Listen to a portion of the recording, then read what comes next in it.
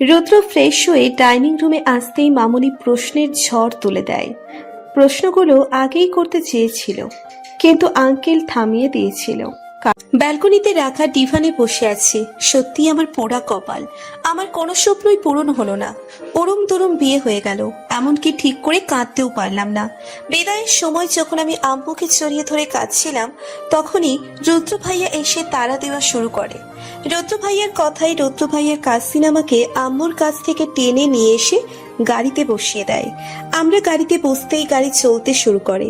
বাড়িতে আসতেই আমাকে এই রুমে রেখে যাওয়া হয়, কারণ রুদ্র ভাইয়ের রুম নাকি এখনো সাজানো কমপ্লিট হয়নি।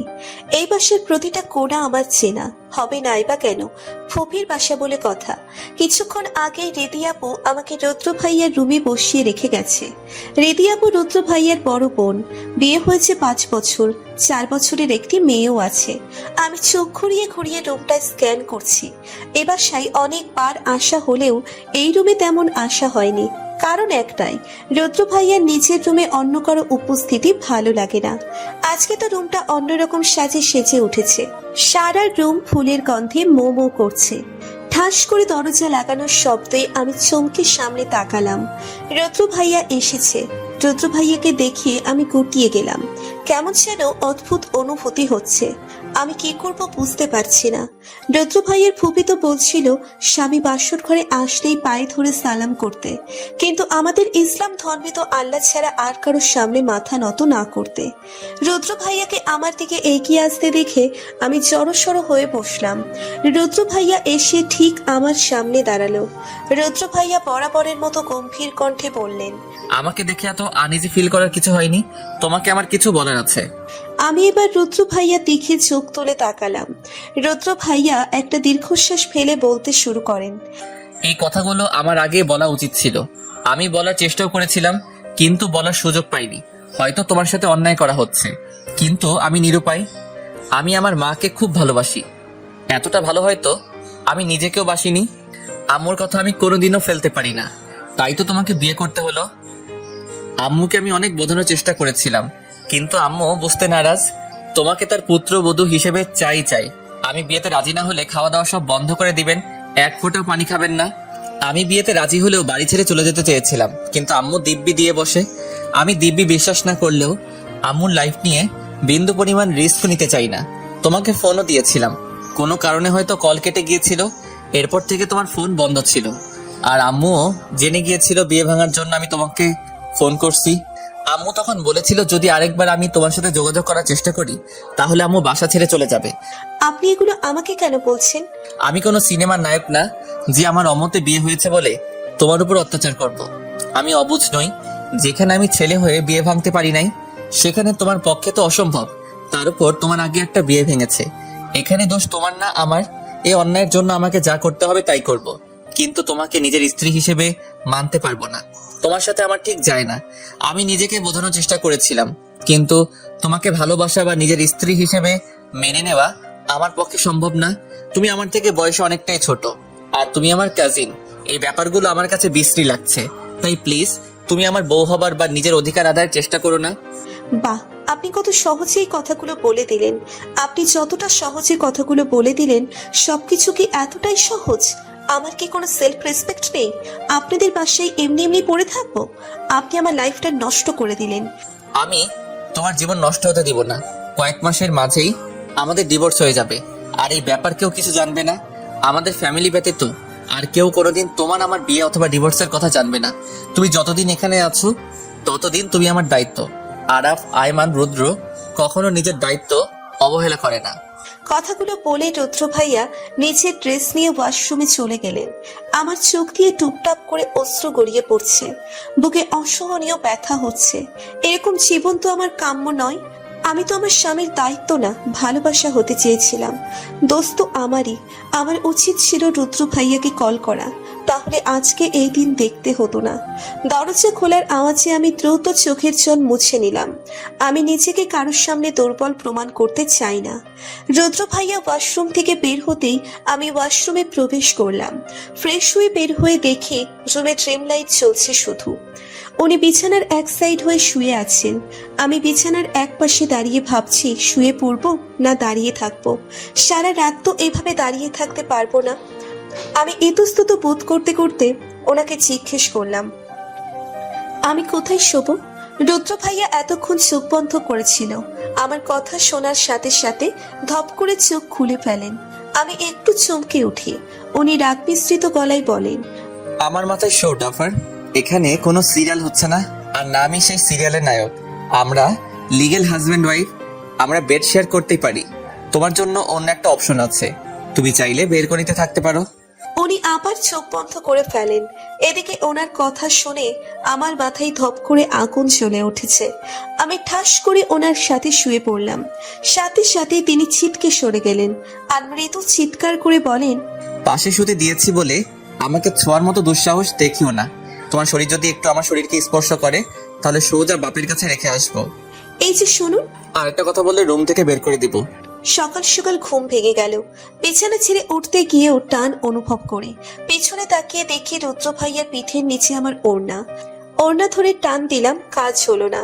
আমি এবার ওনাকে ডাকা শুরু করলাম, রুদ্র ভাইয়া, রুদ্র ভাইয়া, রুদ্র ভাইয়া।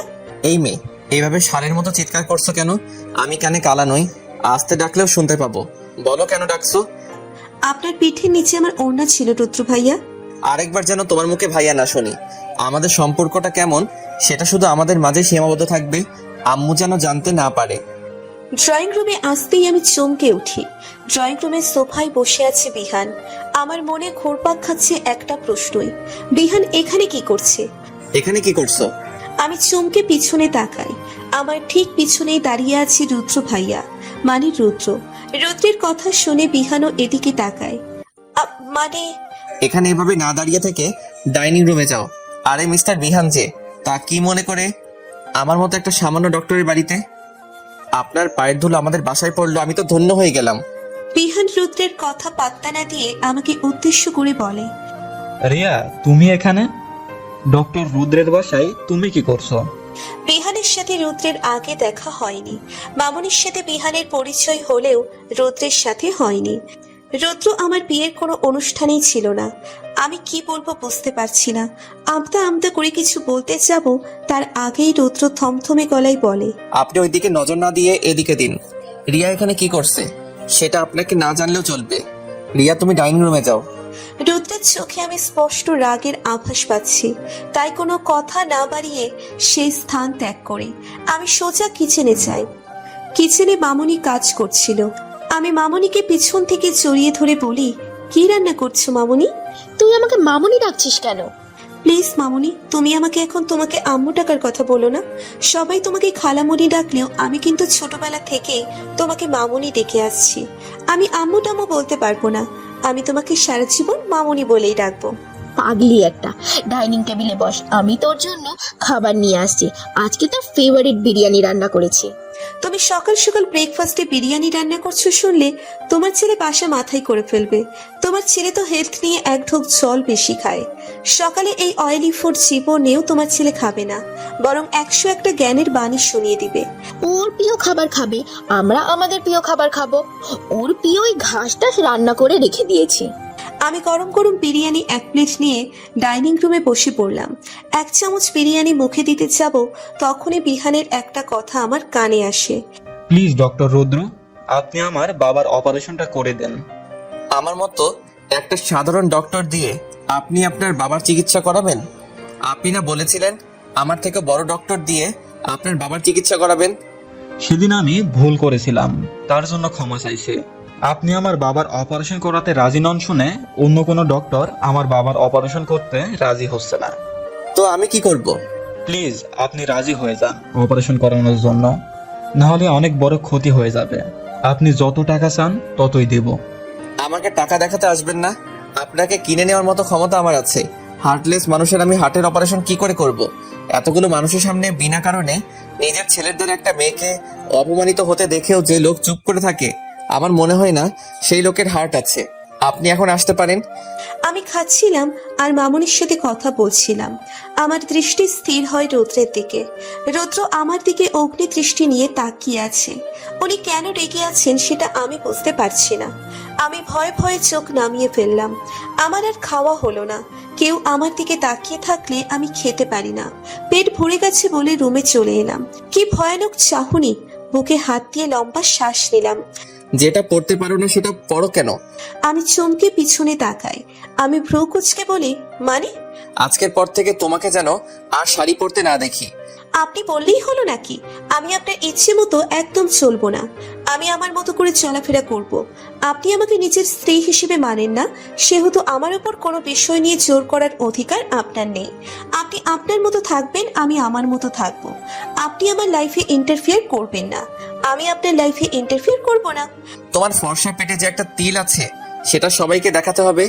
আমি চমকে নিচের দিকে তাকাই। পেটের কাছ থেকে শাড়িটা সরে যাওয়ায় পেটের কিছু অংশ দেখা যাচ্ছে। আমি আঁচল দিয়ে পেট ঢেকে ফেললাম। উনি ডোন্ট কেয়ার ভাব নিয়ে ওয়াশরুমে চলে গেলেন। লজ্জায় আমার মাথা কাটা যাচ্ছে। রুদ্র ওয়াশরুম থেকে বের হতেই আমি ওনার সামনে দাঁড়িয়ে বলি, আমি তো আপনাকে ভদ্র ভেবেছিলাম, কিন্তু আপনি তো দুনিয়ার অসভ্য। আপনার নজর ভালো না। আপনি মেয়েদের পেটের দিকে তাকিয়ে থাকেন। ছি! এখানে ছি বলার কি আছে? দেখার জিনিস দেখবো না? তুমি দেখাইবা আর আমি দেখবো না? আমি চোখ রাঙিয়ে ওনার দিকে তাকিয়ে বলি, আপনি... হুশ, একদম আমার সাথে চিৎকার করে কথা বলবে না। আমি বলেছি তাই দোষ। আর বিহান যে হা করে তাকিয়েছিল, জানো তখন আমার কি ইচ্ছে হচ্ছিল? ওই বিহানকে জাস্ট খুন করে ফেলতে, আর তোমাকে একটা থাপ্পড় মেরে বোঝাই শাড়ি কেমন করে পরতে হয়। আমি মেয়েদের গায়ে হাত তুলি না, তাই তুমি বেঁচে গেলে। আই সোয়ার, আরেকদিন যদি তোমাকে এভাবে শাড়ি পরতে দেখে আমি জাস্ট তোমাকে খুন করে ফেলবো। প্রপারলি যেদিন শাড়ি পরতে পারবে সেদিন থেকে শাড়ি পরবে। আমি যেভাবে ইচ্ছে সেভাবে শাড়ি পরবো। আপনার কি? ইচ্ছে হলে আমি বলিউডের নায়িকাদের মতো করে শাড়ি পরবো। তাতে আপনার কি? আপনারা তো চলে কেন? উনি আমার দিকে চোখ রাঙিয়ে তাকান, পরে কোনো বাক্য ব্যয় না করে সোজা রুম থেকে বের হয়ে যান। উনি রুম থেকে বের হয়ে যেতেই আমি লজ্জায় মেইয়ে গেলাম। আমি এতক্ষণ ধরে সবার সামনে এভাবেই ছিলাম। ভাগ্য ভালো আঙ্কেল বাসায় ছিল না, না হলে লজ্জায় মাথা কাটা যেত। বিহানের ওপর ভীষণ রাগ হচ্ছে। ইচ্ছে করছে ওই লুচ্চাটার মাথা ফাটিয়ে দিতে। রাত 12টা বেজে 30 মিনিট, এখনো রুদ্র বাসায় ফেরেনি। মামনি আর আঙ্কেল সোফায় বসে আছেন। আমি রুমে পায়চারি করছি। রুদ্র কখনোই এত দেরি করে বাসায় ফেরেন না। বাইরে প্রচুর বৃষ্টি হচ্ছে, তাই সবার টেনশনটা একটু বেশিই হচ্ছে। এদিকে রুদ্রের ফোনও বন্ধ। হিমশীতল বাতাস বারবার শরীর ছুঁয়ে দিচ্ছে। ঠান্ডা বাতাসে বারবার কেঁপে উঠছে। বাসার নিচে সিএনজি থামার শব্দ শুনে দৌড়ে ব্যালকনিতে যাই। একটা লোক সিএনজি থেকে নামলো। অন্ধকারের জন্য লোকটাকে দেখা যাচ্ছে না, তবে লোকটার অবয়ব বোঝা যাচ্ছে এটা রুদ্র। কিন্তু রুদ্র গাড়ি রেখে সিএনজি দিয়ে কেন আসবে? লোকটা বাসার ভিতরে প্রবেশ করলো। আমি দৌড়ে ড্রয়িং রুমে গেলাম। ঠিক তখনই কলিং বেল বেজে উঠলো। আমি দৌড়ে গিয়ে দরজা খুলে দিলাম। দরজার সামনে ভিজে অবস্থায় দাঁড়িয়ে আছে রুদ্র। আরে আরে, কই যান আপনারা? একটা লাইক দিয়ে যান। এত কিপটামি করেন কেন? একটা লাইকই তো দিবেন। প্লিজ প্লিজ প্লিজ একটা লাইক দিয়ে যান। রুদ্র ফ্রেশ হয়ে ডাইনিং রুমে আসতেই মামুনি প্রশ্নের ঝড় তুলে দেয়। প্রশ্নগুলো আগেই করতে চেয়েছিল, কিন্তু আঙ্কেল থামিয়ে দিয়েছিল, কারণ তখন রুদ্র ভিজে জবথব অবস্থা ছিল। বাসায় আসতে এত দেরি হলো কেন? তোর ফোন বন্ধ ছিল কেন? তুই বাসায় ভিজে ফিরলি কেন? রিয়া বলল তুই নাকি বাসায় সিএনজি দিয়ে এসেছিস। তোর কোনো বিপদ হয়েছিল নাকি? রুদ্র মামুনিকে জড়িয়ে ধরে বলল, রিল্যাক্স আম্মু, আমার কোনো বিপদ হয়নি। হসপিটাল থেকে বের হতে বৃষ্টি শুরু হয়ে যায়। মাঝ রাস্তায় আসতেই গাড়ি নষ্ট হয়ে যায়। গাড়িতে কোনো ছাতা ছিল না। দৌড়ে গিয়ে ছাউনির নিচে আশ্রয় নেই। দৌড়ে যাওয়ার সময় ফোনটা পকেট থেকে রাস্তায় পড়ে যায়। ফোন ভিজে একাকার হয়ে যায়, তাই আর ফোনটা অন হয়নি। অনেকক্ষণ অপেক্ষা করার পর একটা সিএনজি পাই, আর সেই সিএনজি করে বাসায় আসলাম। তুই গাড়িতে বসে থাকলেই পারতি, তাহলে তার ভিজতে হতো না। এখন যদি জ্বর আসে, তোর জ্বর তো ভয়ানক, একবার আসলে সহজে ভালো হতে চায় না। উফ আম্মু, তুমি বোকাদের মতো কথা বলছো কেন? গাড়িতে বসে থাকলে সিএনজি কি করে দাঁড় করাতাম? ছাউনিতে এসে না দাঁড়ালে সারা রাত আমাকে গাড়িতেই কাটিয়ে দিতে হতো। উনি কথা বলছেন আর আমি ওনার দিকে এক দৃষ্টিতে তাকিয়ে আছি। কেন জানি ওনার দিকে তাকিয়ে থাকতে ভালো লাগছে। আমার নজর যাচ্ছে বারবার ওনার কানের পাশের তেলটার দিকে। তেলটা যেন আমাকে নিচের দিকে টানছে। পরক্ষণেই আমি নিজের চোখ সরিয়ে নেই। কোনো মিথ্যা মায়ায় আমি নিজেকে বাঁধতে চাই না। ইতিমধ্যেই রুদ্রের গা বেশ গরম হয়ে গেছে। তার যে ভয়ানক জ্বর হবে তাতে কোনো সন্দেহ নেই। রুদ্রের জ্বর উঠলে বাচ্চাদের মতো হয়ে যায়, আউট অফ কন্ট্রোল হয়ে যায়। নিজে কি করে নিজেই বুঝতে পারে না। কিছুক্ষণ পূর্বে গা কাঁপানো জ্বর ওঠে। জ্বরের ঘোরে কি যেন বিড়বিড় করছে। রুদ্রকে একটা প্যারাসিটামল খাইয়ে দেয়। হুট করে রুদ্র নিচের মাথা আমার কোলের উপর রাখে। আমি চমকে উঠি। আমাকে আরো চমকে দিয়ে রুদ্র আমার কোলে মুখ গুজে দেয়। কেমন অদ্ভুত অনুভূতি হচ্ছে।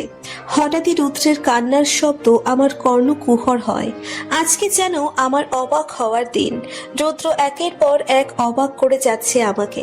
হঠাৎ রুদ্রের বলা কিছু কথা অস্ফুটভাবে আমার কর্ণকুহর হয়।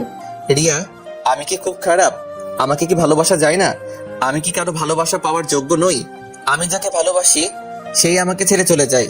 আমি ওকে অনেক ভালোবাসতাম, বিশ্বাস করো, সত্যি আমি অনেক ভালোবাসতাম। কিন্তু ও আমার ভালোবাসাটা বুঝলো না। আমার ভালোবাসার কোনো মূল্যই ওর কাছে ছিল না। আমাকে রেখে অন্য একজনকে বিয়ে করে ফেললো। আমার ভালোবাসাটা ছুঁড়ে ফেলে দিয়ে ও অন্য একজনের হাত ধরে চলে গিয়েছিল। এই কারণেই আমি বিয়ে করতে চাইনি। এখন আমার কাউকে ভালোবাসতে ভয় করে, কাউকে বিশ্বাস করতে পারি না। ভালোবাসলে যদি আমাকে ছেড়ে চলে যায়। চাইনি আমি কারো মায়ায় জড়াতে, কিন্তু না চাইতেও জড়িয়ে যায় একজনের মায়ায়। কাঁদলেও যে কাউকে এত সুন্দর লাগে সেটা আমি আগে জানতাম না। হঠাৎই মেয়েটার কান্না বন্ধ হয়ে যায়। মেয়েটার কান্না বন্ধ হয়ে যাওয়ায় আমার একটু ভালো লাগেনি। ইচ্ছা করছিল মেয়েটাকে চিমটি দিয়ে কাঁদিয়ে দেই বা চকলেট দেখিয়ে বলি, বাবু তুমি আরো কাঁদো, কাঁদলে তোমাকে চকলেট দিব। ওনার কথা শুনে আমি খিলখিলিয়ে হেসে দিই। হঠাৎ এভাবে হেসে দেওয়ার হয়তো উনি বিরক্তি বোধ করলেন। উনি বিরক্ত হয়ে বলল, একদম হাসবে না, আমার সামনে হাসবেও না, কাঁদবেও না। তুমি হাসলেও বিরক্ত হয়ে যাই, কাঁদলেও বিরক্ত হয়ে যাই। তোমাকে আমার ভালো লাগে না, চলে যাও আমার জীবন থেকে। আমার জীবন থেকে অনেক দূরে চলে যাও। আমি আর কাউকে ভালোবাসতে চাই না, কাউকে না। কাউকে ভালোবাসলে এক বুক কষ্ট সহ্য করার মতো ক্ষমতা থাকতে হবে, যেই ক্ষমতা আমার নেই। তোমাকে ভালোবাসার পর যদি তুমি আমাকে ছেড়ে চলে যাও, আমি ভেঙে চুরমার হয়ে যাব। আমার কোনো অস্তিত্বই থাকবে না। আমি চাই না আর কেউ আমাকে ভেঙে দিক। তুমি চলে যাও আগে। ওনার আর কোনো কথা আমার কর্ণকুহর হলো না। ওনার শরীর তাপমাত্রা অস্বাভাবিক মাত্রায় বেড়ে চলেছে। কি করব কিছুই বুঝতে পারছি না। আমি দৌড়ে গেলাম মামুনিদের রুমের দিকে। বেশ কয়েকবার নক করার পরই মামুনি দরজা খুলে দেয়। মামুনি উৎকণ্ঠা হয়ে জিজ্ঞেস করে, রুদ্রের জ্বর এসেছে না? আমি মাথা নাড়িয়ে হ্যাঁ বললাম। তৎক্ষণাৎ মামুনি ছুটলেন আমাদের রুমের দিকে। আমি আর আঙ্কেলও পিছনে আছি। মামুনি রুদ্রের মাথায় জলপট্টি দিচ্ছে। আমি কম্বল বের করে ওনার গায়ে জড়িয়ে দিলাম। আঙ্কেল অনবরত ফোন করে চলেছে। অ্যাট লাস্ট আঙ্কেলের এক বন্ধু ফোন রিসিভ করলো। উনি মাত্রই হসপিটালের ডিউটি শেষে বাসায় ফিরছিলেন। উনি এখনই আসছেন। কিছুক্ষণ আগেই ডক্টর আঙ্কেল রুদ্রকে চেক আপ করে মেডিসিন দিয়ে গেছেন আর বলে গেছেন জলপট্টি দিতে। জ্বর একটু কমতেই আমি মামুনি আর আঙ্কেলকে জোর করে নিজেদের রুমে পাঠিয়ে দিই। ওনাদের দুজনের হাই প্রেশারের সমস্যা, বেশি রাত জাগলে অসুবিধে হবে। আমি রুদ্রের মাথায় জলপট্টি দিচ্ছি। ওনাকে এখন একটা অবলা শিশুর মতো দেখা যাচ্ছে। চোখ মুখ শুকিয়ে গেছে, মনে হচ্ছে কত দিনের অভুক্ত। হঠাৎই উনি ঠোঁট উল্টে দিলেন বাচ্চাদের মতো। ওনার ঠোঁট উল্টানো দেখে আমি হেসে দিলাম। কারো তীক্ষ্ণ কণ্ঠের আওয়াজে ঘুম থেকে হুড়মুড়িয়ে উঠলাম। রুদ্র আমার দিকে অগ্নিদৃষ্টি নিক্ষেপ করে আছে। ঘুমের রেশ এখনো পুরোপুরি কাটেনি, কিন্তু ওনার বাজখাই গলা শুনে ঘুম বাবাজি উড়াল দিল। এই মেয়ে, তোমাকে আমি কি বলেছিলাম আমাকে তুমি একটু স্পর্শ করবে না? তোমার সাহস হয় কি করে আমার হাতের উপর মাথা রেখে ঘুমানোর? আমার ঠেকা পড়ে নাই আপনার হাতের উপর মাথা রেখে ঘুমানোর। আপনি আমার হাত ধরে রেখেছিলেন, তাই বাধ্য হয়ে এখানে শুতে হয়েছে। উনি এবার নিচের হাতের দিকে তাকালেন। হাতের দিকে তাকিয়ে উনি অপ্রস্তুত হয়ে পড়লেন, কারণ উনি এখনো আমার হাত ধরে রেখেছেন। উনি তাড়াতাড়ি আমার হাত ছেড়ে দিলেন। হাত ছেড়ে দিয়ে আমতা আমতা করে বললেন, আমি মোটেও তোমার হাত ধরিনি। তুমি নিজে আমার হাতের মাঝে তোমার হাত গুজে দিয়েছো। এবার প্রচন্ড রাগ হলো। সারা রাত জেগে বাংলা সিনেমার নায়িকার মতো ওনার সেবা করলাম, আর উনি সকাল হতেই বাংলা সিনেমার নায়কের মতো পাল্টে খাচ্ছেন। তা তো আমি মোটেও হতে দিব না। আমি তো এত সহজে ছেড়ে দিব না। আপনি আমার হাত ধরেছিলেন, আমি না। আরো কত কিছু করলেন। উনি সিরিয়াস হয়ে বললেন, কি করেছি আমি? আপনি বুঝতে পারছেন না? না, আমি বুঝতে পারছি না, তুমি বলো। আমি এবার চুপ করে থাকলাম। উনি এবার ধমক দিয়ে বলে উঠলেন, চুপ করে আছো কেন? অ্যান্সার মি, কি হয়েছিল? আমি নিজের হাসি চেপে রেখে বললাম, আমি বলতে পারবো না, আমার লজ্জা লাগে। কথাটা বলেই মুখে হাত দিয়ে ঢেকে দৌড়ে রুম থেকে বের হয়ে আসলাম। রুম থেকে বের হয়ে হেসে দিলাম। ওনার মুখটা দেখার মতো ছিল। মামনি শামুক পিঠা বানাচ্ছে আর আমি পাশে বসে আছি। তখন যে রুম থেকে বের হয়েছিলাম আর রুমে যাইনি। রৌদ্রের তখনকার মুখটা মনে পড়লেই হাসি পায়। মুখটা দেখার মতো হয়েছিল, কেমন অপরাধীর ন্যায় বসেছিল। আমাকে রুমে নিয়ে যাওয়ার জন্য উনি অনেক বাহানা করেছেন, কিন্তু কোনো কাজ হয়নি। আমি তো ওনাকে আজকে সারা দিন জ্বালাবো। রাতে কি হয়েছিল তা তো বলবো না। হঠাৎই মাথায় এলো রৌদ্রের বলা রাতের কথাগুলো। উনি কাকে ভালোবাসতেন, নাম কি ছিল মেয়েটার, কি হয়েছিল, সবটা জানতে হবে।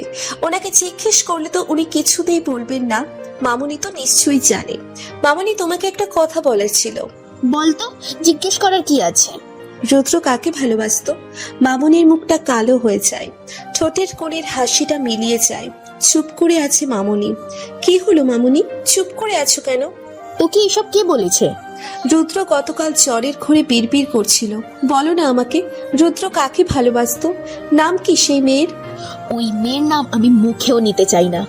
ঘৃণা করে ওই নাম শুনলে, বিষের চেয়েও বিষাক্ত লাগে।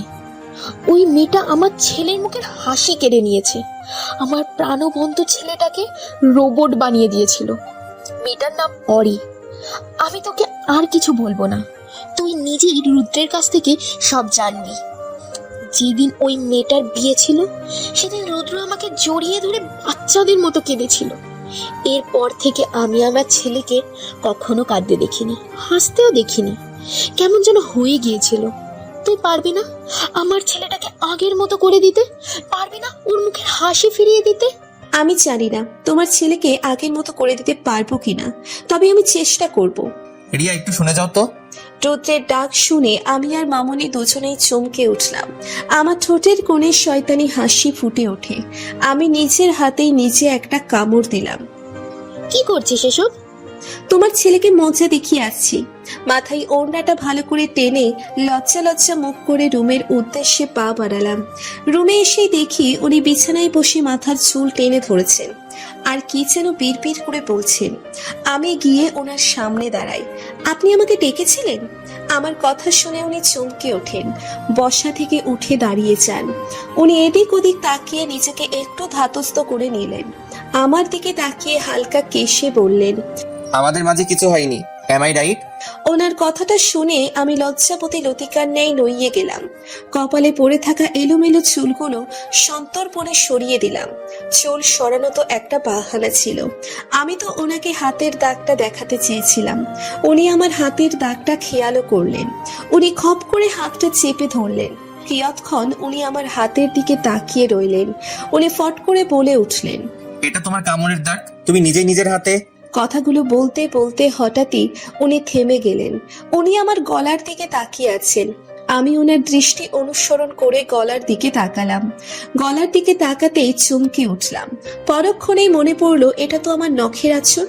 গলা চুলকাতে গিয়ে আঁচড় লেগে গিয়েছিল, কিন্তু উনি তো অন্য কিছু ভাবছেন।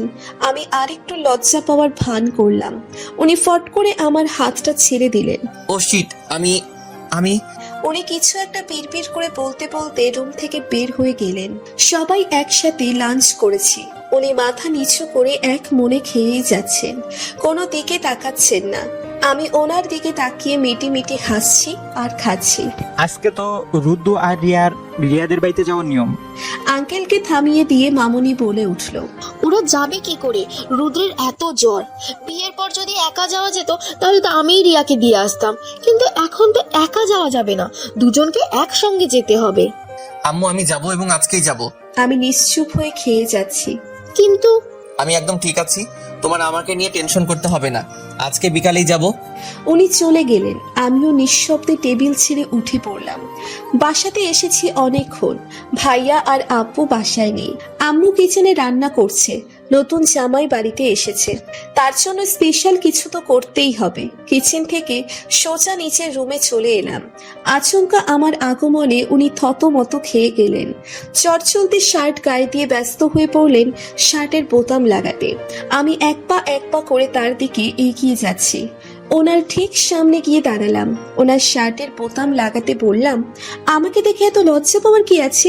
আমিই তো। আপনার সব তো আমার দেখাই হয়ে গেছে। উনি আমার হাতটা ধরে গম্ভীর গলায় বললেন, বাচ্চা বাচ্চার মতোই থাকো, একদম বড় হওয়ার চেষ্টা করো না। তোমার শরীরের দাগগুলো তোমার নিজেরই করা। আমি তোমার মতো গাধা না, এতটুকু বোঝার মতো কমন সেন্স আমার আছে। আমার হাতের নখ এত বড় না যে তার আঁচড় এত গভীর হবে না। নেক্সট টাইম এমন ফাইজলামো আমার সাথে করবে না। উনি আমার হাত ছেড়ে দিয়ে রুম থেকে বের হয়ে গেলেন। উফ, উনি এত চালাক কেন? একটু বোকা হলে কি হতো? উনি আমাকে বাচ্চা বললেন? আমি বাচ্চা? রাগে ফুসতে ফুসতে রুম থেকে বের হয়ে এলাম। ভাইয়া সোফায় হাত পা ছড়িয়ে বসে আছে, হয়তো মাত্রই অফিস থেকে এসেছে। আমি গিয়েই ভাইয়ার চুল টেনে ধরলাম। ভাইয়া লাফিয়ে ওঠে। ভাইয়া ডেকে বলে, এই, তুই আমার বাসায় কি করছিস? 2 দিন না যেতে শ্বশুর বাড়ি থেকে চলে এসেছিস। কই ভাবলাম শাকচুন্নি বাসা থেকে বিদায় হয়েছে, শান্তিতে থাকবো, কিন্তু তার হলো কই? 2 দিন না যেতে শাকচুন্নি এসে হাজির। আচ্ছা, তোকে কি তোর শ্বশুর বাড়ি থেকে অর্ধচন্দ্র দিয়ে বের করে দিছে? আম্মু আম্মু দেখো, তোমার ছেলে আমাকে মারছে। কিচেন থেকে আম্মু চিৎকার করে বলল, এত বড় বড় 2টা ছেলে মেয়ে এখনো মারামারি করে। শাওন, আমি আসলে কিন্তু ভালো হবে না। এতদিন পরে মেয়েটা বাসায় এসেছে আর তুই জ্বালাচ্ছিস। তোকে কখন আমি মারলাম? তোরা মেয়েরা আসলে ধান্দাবাজ। সবকিছুর পিছনেই একটা মোটিভ থাকি। তোরা কোনো কিছুই এমনি এমনি করিস না, তোদেরকে থাপড়াইয়া থাপড়াইয়া সোজা করা দরকার। আমি ভাইয়ার দিকে চোখ পাকিয়ে তাকাই। ভাইয়া বেয়াক্কেল মার্কা হাসি দিয়ে বলে, আমি তো কিছু বলিনি, তুই এই প্যাকেটটা রুড্ডুকে দিয়ে দিস। কি আছে এটাতে? তোর জামাইরে জিজ্ঞেস করগা। প্যাকেটটা হাতে নিয়ে বিছানার উপর বসে আছি। উনি ওয়াশরুমে আছেন। প্যাকেটের ভেতর কি আছে সেটা আমি এখনো জানি না। প্যাকেটটা হাতে নিয়েই বসে আছি। হঠাৎই রুদ্র ভাইয়ার ফোন বেজে ওঠে। রুদ্র, আপনার ফোন বাজছে। ভেতর থেকে কোনো সারা শব্দ নেই। ফোন বাজতে বাজতে কেটে গেল। নতুন উদ্যমে আবার বাজতে বাজতে শুরু করে। ফোনটা অনবরত বেজেই চলেছে। আমি দ্বিধায় ভুগছি ফোনটা রিসিভ করব নাকি। রিসিভ করলে যদি উনি রাগ করেন। ফোনটা হাতে নিলাম। ফোনের স্ক্রিনে তাকাতেই চমকে উঠলাম। আমার দৃষ্টি ফোনেই আটকে গেছে। ওরই নামটা দেখে বুকের ভিতর ধক করে উঠল। আচমকা কেউ আমার হাত থেকে ফোনটা কেড়ে নিল। কারো রুক্ষ কণ্ঠ কর্ণগোচর হলো। সামনে তাকিয়ে দেখি রুদ্র ভাইয়া দাঁড়িয়ে আছে। চোখগুলো অসম্ভব লাল হয়ে আছে। আরে আরে, কই যান আপনারা? একটা লাইক দিয়ে যান। এত কিপটামি করেন কেন? একটা লাইকই তো দিবেন। প্লিজ প্লিজ প্লিজ একটা লাইক দিয়ে যান। কি সমস্যা তোমার? আমার পিছনে না লাগলে তোমার শান্তি লাগে না? আমার পিছনে লাগা ছাড়া তোমার আর কোনো কাজ নেই? কারো পার্সোনাল জিনিস ধরলে যে তার কাছ থেকে অনুমতি নিতে হয় সেটা জানো না? এই সিম্পল কার্টেসি কি তোমার মাঝে নেই? নেক্সট টাইম আমার কোনো জিনিস তুমি ছুবে না। I hate this. সরি, আমি বুঝতে পারিনি আপনি এতটা রেগে যাবেন। আমি আপনাকে ডেকেছিলাম, কিন্তু আপনি হয়তো শুনেননি। ফোনটা অনবরত বেজেই চলছিল, তাই কি আমি তোমাকে আমার ফোন ধরার অনুমতি দিয়েছি? কি বুঝতে পারোনি? তুমি কি ছোট বাচ্চা নাকি অবুঝ শিশু? দুঃখিত। আর কখনোই আপনার জিনিস আমি ধরবো না। আপনার জিনিসের ধারে কাছেও আমি যাব না। কথাগুলো বলে রুম থেকে বের হয়ে এলাম। রুদ্রের করা অপমানে মুহূর্তের মাঝে আমাকে ক্ষত বিক্ষত করে দিয়েছে। তীব্র আত্মসম্মানে ওনার কথাগুলো চুম্বকের মতো আঘাত করলো। এর আগে কখনো কেউ আমাকে এভাবে বলেনি। উনি না জেনে এমন একটা জায়গায় আঘাত করলেন যার কোনো ক্ষমা হয় না, কোনো কিছুর বিনিময়েই না। আমি সোজা ছাদে চলে এলাম।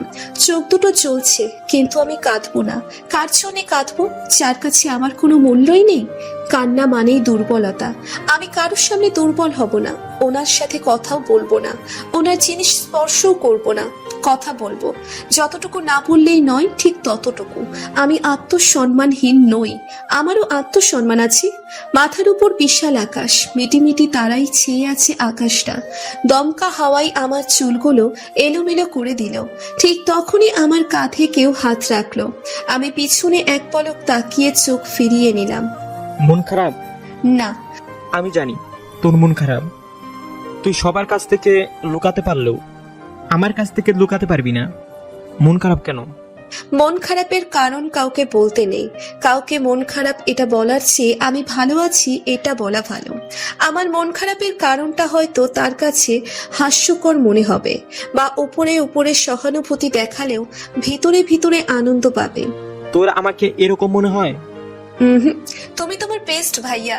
আমি তো জাস্ট এমনিই বললাম। আমার মন একদম ভালো। কলেজ লাইফ শেষ হয়ে গেল, কতদিন হলো বান্ধবীদের সাথে দেখা হয় না। পুরোনো দিনের কথাগুলো অনেক মনে পড়ছে। এটার জন্য মন খারাপ করতে হয়? তোর সব ফ্রেন্ডরা মিলে কালকে একটু ঘুরে আয়। সবাইকে ফোন দিয়ে বল যে তাদের সাথে দেখা করতে চাস, তাহলেই তো হয়। তুই ভালো আছিস তো? এটা আবার কেমন প্রশ্ন? আমি ভালো থাকবো না কেন? আমাকে দেখে তোমার মনে হচ্ছে আমি খারাপ আছি? চোখের দেখা সবসময় ঠিক হয় না। আমাদের চোখের সামনে যা ঘটে তা কি সবসময় ঠিক হয়? চোখের দেখা অনেক সময় ভুল হয়। হয়তো তুই আমার সামনে ভালো থাকার অভিনয় করছিস, কিন্তু তুই ভালো নেই। রুদ্রের সাথে তোর সব ঠিকঠাক আছে? উফ ভাইয়া, তুমি আমাকে নিয়ে একটু বেশি চিন্তা করছো। আমি একদম ঠিক আছি। ওনার সাথে আমার সব ঠিকঠাক আছে। এখন মনটা বেশ ভালো। ভাইয়ের সাথে কথা বলে মন খারাপ ভাবটা কেটে গেছে। আব্বু আমাকে নিজের হাতে খাইয়ে দিয়েছে। আম্মুর কোলে মাথা রেখে আব্বু আম্মুর সাথে কত শত কথা বললাম। কালকেই ও বাড়ি ফিরে যেতে হবে, এটা ভেবেই মন খারাপ হচ্ছে। ওনার সাথে ফিরে যেতে আমার একদমই ইচ্ছে করছে না। রুমে এসে দেখি উনি শুয়ে পড়েছেন। প্রথম দিনের মতো আজকেও উনি বিছানার মাঝ বরাবর কোলবালিশ দিয়ে শুয়ে আছেন। উনি চোখের ওপর হাত রেখে শুয়ে আছেন। দেখে বোঝা যাচ্ছে না সজাগ নাকি ঘুমিয়ে গেছেন। আমি আর কিছু না ভেবে রুমের লাইটটা অফ করে কোলবালিশের অপর পাশে গুটিসুটি মেরে শুয়ে পড়লাম, ওনার দিকে পিঠ দিয়ে। সকালে উনি আমার আগেই ঘুম থেকে উঠলেন। ঘুম থেকে উঠেই উনি মর্নিং ওয়াকে চলে গেছেন। আমি ফ্রেশ হয়ে এসে ব্রেকফাস্ট করতে বসলাম। উনি ফিরে আসার আগেই আমাকে বাসা থেকে বের হয়ে যেতে হবে। আমি ওনার সাথে ওই বাসায় ফিরবো না। সত্যি বলতে আমি ওনার গাড়িতে উঠতে চাই না। ওনার কোনো জিনিস আমি ইউজ করতে চাই না। আমি নিজের আত্মসম্মান বিসর্জন দিয়ে তো ওনার সাথে যেতে পারি না। আম্মু, আমাকে আজকে একটু কলেজে যেতে হবে। কেন? আজকে সব ফ্রেন্ডরা একসাথে হওয়ার জন্য কলেজে আসছে, আমাকেও যেতে বলছে। কখন যাবি? এই তো এখনই, ব্রেকফাস্ট করেই চলে যাব। একা একাই যাবি? হ্যাঁ। রুদ্রর সাথে গেলেই তো পারতি। ওনার সাথে গেলে দেরি হয়ে যাবে। আম্মু, আমি আসছি। ওনাকে তুমি বলে দিও আমি চলে গেছি। আমি মামনিকে ফোন করে বলে দেব। তারপর আব্বুর কাছে গেলাম। আব্বু, আমি আসছি। এখনই চলে যাবি? কলেজে একটু দরকার ছিল। আচ্ছা চল, তোকে আমি গাড়িতে করে তুলে দিয়ে আসি। আচ্ছা চলো। অ্যাডমিশন কোচিং এ কোন দিন ভর্তি হবি? আগামীকাল। তুমি নিয়ে যাবে? অবশ্যই। তোর জীবনে এমন কোনো স্পেশাল দিন আছে যেদিন আমি তোর সাথে ছিলাম না? তুই ডক্টর হ, এটা যেমন তোর স্বপ্ন আমারও। আগামীকাল 10টার সময় তোকে নিয়ে যাব। রেডি হয়ে থাকবি, আমি তোকে ওই বাসা থেকে নিয়ে যাব। আচ্ছা। আব্বু আমাকে একটা রিকশায় তুলে দিল। সাবধানে যাস আর নিজে খেয়াল রাখিস। তুমিও নিজের খেয়াল রেখো। কিছুক্ষণ আগেই সেই পুরনো কলেজে এলাম। কতদিন পর কলেজে এলাম। কলেজ ক্যাম্পাসে পা রাখতেই মনে পড়ে গেল কত শত স্মৃতি। এই তো কদিন হলো এই কলেজ থেকে বিদায় নিলাম, কিন্তু মনে হচ্ছে কত বছর হয়ে গেছে কলেজটা দেখি না। কলেজের প্রিয় মুখগুলো দেখি না। এই কলেজের সাথে জড়িয়ে আছে কত শত মধুর স্মৃতি, সেগুলো ফিরে আসার নাম। প্রিয় বান্ধবীদের ফোন দিলাম, তাদের আসতে আরো 10 মিনিট। বান্দরগুলো অলওয়েজ লেট করে, এবারও যে ব্যতিক্রম হবে না এটা ভাবাই ভুল। সবাই আসলে একসাথে স্যারদের সাথে দেখা করতে যাব। হাঁটতে হাঁটতে কলেজের পিছনের দিকে চলে এলাম। এদিকটাই বেশি মানুষজন আসে না। টিফিন টাইমে একটু একটু মানুষের আনাগোনা হয়। হঠাৎই ওড়নায় টান পড়ে। পিছন ফিরে দেখি এনাম ভাইয়া আমার ওড়না টেনে ধরেছে। এই ছেলেটা যেদিন থেকে কলেজে ভর্তি হয়েছে সেদিন থেকে বিরক্ত করে যাচ্ছে, কিন্তু আজকে তো ওড়না টেনে ধরেছে। হঠাৎই জুড়ে ওড়না টান দেয়। রাগের শরীর থরথর করে কাঁপছে। কিছু বলার জন্য পিছনে ঘুরতেই একটা ছেলে এসে এনাম ভাইয়ার নাক বরাবর ঘষি মারে। সাথে সাথে এনাম ভাইয়া ছিটকে পড়ে যায়। আমার ঠিক সামনেই দাঁড়িয়ে আছে সুঠাম দেহি এক পুরুষ। ছেলেটা গিয়ে এনাম ভাইয়াকে এলোপাথারি মারতে শুরু করে। ইতিমধ্যে অনেকেই এখানে এসে বিড়বিড় করছে। ছেলেটা এনাম ভাইয়াকে টেনে তুলে কানে কানে যেন কি বলল, তারপর বেশ গম্ভীর গলায় বলল, তোকে যেন আমি আর এই কলেজের আশেপাশে না দেখি। এনাম ভাইয়ার থেকে ছাড়া পাওয়া মাত্রই দৌড়ে চলে যায়। আমি দ্বিধায় ভুগছি, ওনাকে ধন্যবাদ দেব নাকি চলে যাব। চলে গেলে এটা অভদ্রতা হবে। আমি ভদ্রতার খাতিরেই এগিয়ে গেলাম। ধন্যবাদ ভাইয়া। ছেলেটা পিছন ফিরে তাকালো। এতক্ষণে আমি ছেলেটার মুখ দেখতে পেলাম। এ তো ফর্সা না, তবে মোটামুটি ফর্সা। সবাই তো আর ওনার মতো সাদা বিলাই হবে না, তবে ওনার সাথে এই ভাইয়াটার একটা মিল আছে। দুজনেরই কপালের কাছে কাটা। ইস ওকে। তুমি? উনি আর কিছু বলতে পারলেন না। তার আগেই ওনাকে কেউ পেছন থেকে ডেকে উঠল। উনি সেদিকে চলে গেলেন। তখনই আমার দিকে এগিয়ে আসলো আমার মোস্ট ফেভারিট স্যার। স্যারকে দেখে ঠোঁটের কোণে এক টুকরো হাসি ফুটে উঠল। এই কলেজের সবার প্রিয় স্যার উনি। ওনার প্রতি কোনো দিন কোনো স্টুডেন্টের অভিযোগ ছিল না, কারণ উনি কখনো অভিযোগ করার সুযোগই রাখেন না। সব স্টুডেন্টের সাথে বন্ধুর মতো মিশেন। স্টুডেন্টরাও স্যারের সাথে সবকিছু শেয়ার করত। আমার মতে উনি একজন চমৎকার ব্যক্তি। ওনার মতো স্যার পাওয়া ভাগ্যের ব্যাপার। স্যার বেশ অভিমানী গলায় বললেন, আমি তোমার উপর ভীষণ রাগ করে আছি। একা একা বিয়ে করে ফেললাম, আমাকে দাওয়াত দেওয়ার প্রয়োজন মনে করলে না। আমি কি বা বেশি খেতাম? 1 প্লেট পোলাও আর একটা রোস্টি না হয় খেতাম। স্যারের কথা শুনে আমার ঠোঁটের কোণের হাসিটা প্রশস্ত হলো। আমি বেশ শব্দ করে হেসে ফেললাম। এই হাসিটা এতদিন মিস করেছিলাম। কতদিন পর তোর এই হাসিটা দেখলাম। তোর উপর কেউ বেশিক্ষণ রেগে থাকতে পারবে না। কারো রাগ ভাগানোর মহাষত হচ্ছে তোর এই হাসি। তোর উপর কেউ ভয়ঙ্কর রেগে আছে। তুই শুধু ওই ব্যক্তির সামনে দাঁড়িয়ে হেসে দেবে, দেখবি রাগ গলে জল হয়ে গেছে। প্লিজ স্যার, রাগ করবেন না। আমি নিজেও জানতাম না ওই দিন আমার বিয়ে ছিল। অন্য কাউকে না বললেও আপনাকে নিশ্চিত বলতাম। পরে নিশ্চয়ই আব্বু আপনাকে বলেছে। তোর আব্বুই বলেছে, তোদের ম্যাডাম বলেছে তুই তোর হাজবেন্ডকে নিয়ে আমাদের বাসায় যেতে। আমি রেগে নেই। তোর এই হাসি দেখার পর কি আর রেগে থাকা যায়? একদম ঠিক বলেছেন স্যার। এই মাইয়া হাসি দিয়া মানুষের রাগ ভেঙায় ফেলে। বিয়ের পর যদি জামাই রাগ করে, জামাইয়ের সামনে দাঁড়ায় শুধু 32 পাটি দাঁত বের করে ভেটকাইব, তাহলেই রাগ গলে জল হয়ে যাবে। কথাগুলো কর্ণগোচর হতেই দ্রুত পেছন ফিরে তাকায়। আমার ঠিক পেছনেই দাঁড়িয়ে আছে আমার পুরো ফ্রেন্ড সার্কেল। স্যারের সাথে আর কিছুক্ষণ কথা বলে কলেজ থেকে বের হয়ে যায়। আমাদের প্ল্যান আজকে সারা দিন ঘোরাঘুরি করা। বাসায় আসতে আসতে সন্ধ্যা হয়ে গেল। আজকে সারা দিনটা অন্যরকম কেটেছে। ওরা কেউ জানে না বিয়ের ব্যাপারটা। আমিও আর বলি নাই। যে বিয়েটার কোনো মূল্য নেই, সেই বিয়েটা জনে জনে বলে বেড়ানোর তো কোনো মানে হয় না। কলিং বেল বাজাতেই মামুনি এসে দরজা খুলে দিল। মামুনি আমাকে দেখে বলে উঠল, কেমন কাটলো আজকে সারাটা দিন বন্ধুদের সাথে? মামুনি সেই মনে হচ্ছিল সবাই মিলে আবার স্কুল লাইফে ফিরে গেছি। আগে ফ্রেশ হয়ে আয়, তারপর তোর কাছ থেকে সব গল্প শুনবো। আমি মাথা তুলিয়ে রুমে চলে এলাম। রুমে আসতেই কেউ আমার হাত টেনে ধরে। পাশ ফিরে তাকাতেই দেখি রৌদ্র। ফুরফুরে মোড়টাই নষ্ট করে দিল। কেউ ওড়না টেনে ধরছে তো কেউ হাত টেনে ধরছে। আমি কি টানাটানি করা চিনিস নাকি? ওনার কর্কশ গলা কর্ণগোচর হলো। সারাদিন কোথায় ছিলে? আমাকে না বলে ওই বাসা থেকে তোমার আসার সাহস হলো কি করে? হাতটা ছাড়ুন। উনি আরো শক্ত করে আমার হাতটা চেপে ধরলেন। ওনার সব রাগ যেন আমার হাতের উপর ছাড়ছেন। আমি কি বলছি তুমি শুনতে পাচ্ছ না? আমার বলা কথা তোমার কানে ঢুকছে না? একদমই না। আপনার মতো রোবোটিক মানুষের কথা শুনতে আমি একদমই ইচ্ছুক নই। কি বলুন তো, আপনার সাথে কথা বলতেও আমার বিরক্ত লাগে। আমি হাত ছাড়ানোর চেষ্টা করতেই উনি আমাকে কাবাটের সাথে চেপে ধরলেন। আমার সাথে কথা বলতে বিরক্ত লাগে তো কার সাথে কথা বলতে ভালো লাগে? আজকে সারাদিন কার সাথে ছিলা? আপনি বলুন, আপনার সাথে কথা বলা যায়? নরম সুরে কখনো কারোর সাথে কথা বলেছেন? সব সময় গম্ভীর। এই জন্যই আপনার সাথে কেউ এত বেশি ঘেঁষতে চায় না। সারাদিন কার সাথে ছিলাম সেটা আপনাকে জানানোর প্রয়োজন বোধ করছি না। আমাকে জানানোর প্রয়োজন বোধ করছো না তো কাকে জানাবা বলো? এবার আর নিজের রাগ নিয়ন্ত্রণ রাখতে পারলাম না। ধাক্কা দিয়ে ওনাকে দূরে সরিয়ে দিলাম। চিৎকার করে বলে উঠলাম, কিসের এত অধিকার দেখাচ্ছেন আপনি আমার উপর? আপনার কোনো অধিকার নেই আমার উপর। আমি সারা দিন কোথায় ছিলাম সেটা জিজ্ঞেস করার অধিকার আপনার নেই। আপনি আমাকে নিজের স্ত্রী হিসেবে মানেন না, আবার আমার উপর অধিকার দেখাবেন? আমাকে কি খেলনা পুতুল মনে হয়? সেটা ভেবে থাকলে আপনি ভুল করবেন। যেদিন আমাকে নিজের স্ত্রী হিসেবে মানতে পারবেন সেদিনই আমার উপর নিজের অধিকার দেখাতে আসবেন, এর আগে না। আর এক মুহূর্ত দাঁড়িয়ে না থেকে সোজা ওয়াশরুমে চলে এলাম। উনি যে হাঁ করে আমার দিকে তাকিয়ে আছেন তা ভালো করেই বুঝতে পারছি।